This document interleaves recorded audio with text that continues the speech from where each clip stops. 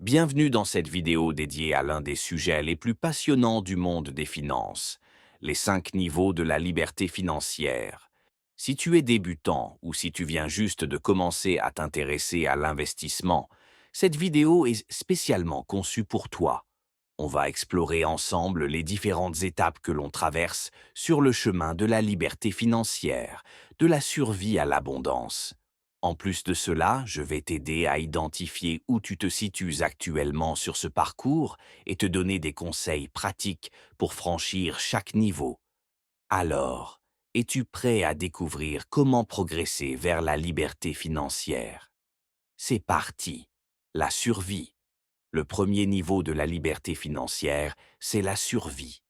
À ce stade, tu vis de paix en paix et tu as du mal à couvrir tes dépenses essentielles. Il est difficile d'épargner et tu te sens souvent à la merci d'un imprévu. Les dettes peuvent être un fardeau constant et ton objectif principal est de ne pas manquer d'argent à la fin du mois. Conseil pratique. Pour passer du niveau de la survie à celui de la stabilité, il faut d'abord réduire les dettes et commencer à mettre de côté une petite épargne. Fixe-toi des objectifs financiers à court terme, comme rembourser une dette ou économiser 10% de tes revenus. La discipline dans la gestion de ton budget est essentielle à ce stade. La stabilité. Une fois que tu as maîtrisé ta situation financière de base et que tu es capable de couvrir tes besoins sans être dans l'urgence, tu atteins le niveau de la stabilité. À ce stade, tu as un fonds d'urgence et tu es en mesure de gérer tes dépenses sans stress. Tu n'as plus à t'inquiéter de ton salaire du mois, mais il te manque encore une autonomie financière à long terme. Conseil pratique. Le prochain objectif à ce stade est de commencer à investir judicieusement. Tu peux commencer avec des placements simples comme des comptes d'épargne à haut rendement ou des fonds indiciels. Cela te permettra de faire travailler ton argent tout en restant dans un cadre sûr. La sécurité. Le niveau de la sécurité est un grand pas en avant.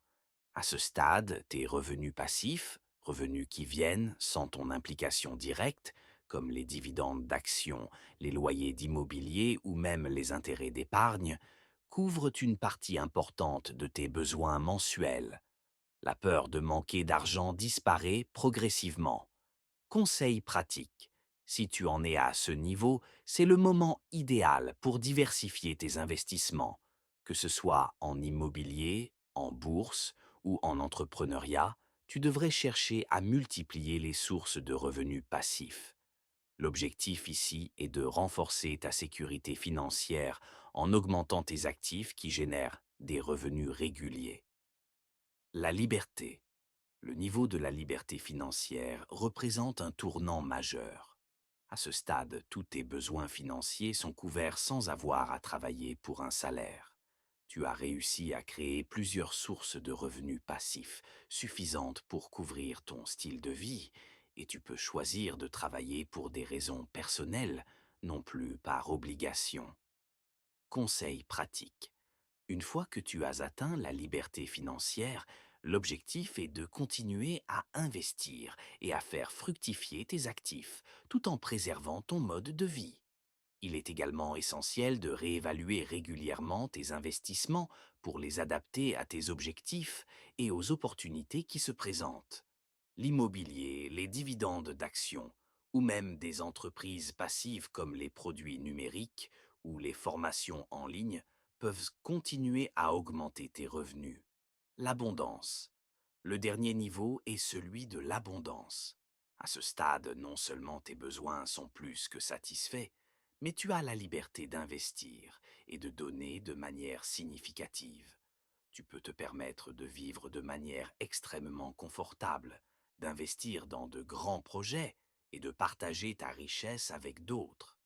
L'abondance, c'est le sommet où tu peux aussi prendre des risques calculés avec tes investissements et créer des opportunités pour les autres. À ce stade, l'un des objectifs majeurs est de penser à l'héritage financier que tu veux laisser.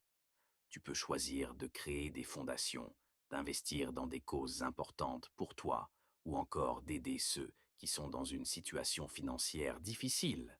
Ton impact devient beaucoup plus grand que ton simple confort personnel. Maintenant que tu connais les 5 niveaux de la liberté financière, tu sais exactement où tu te situes sur ton parcours. Quel que soit ton niveau actuel, il est possible de progresser. L'important est de définir des objectifs clairs et d'adopter des stratégies d'investissement efficaces. Si tu te retrouves dans les premiers niveaux, sois patient et discipliné. Si tu es déjà dans les niveaux supérieurs, il est temps de diversifier et de penser à l'avenir. Si cette vidéo t'a aidé à y voir plus clair sur ton chemin vers la liberté financière, abonne-toi à la chaîne pour découvrir d'autres conseils pratiques.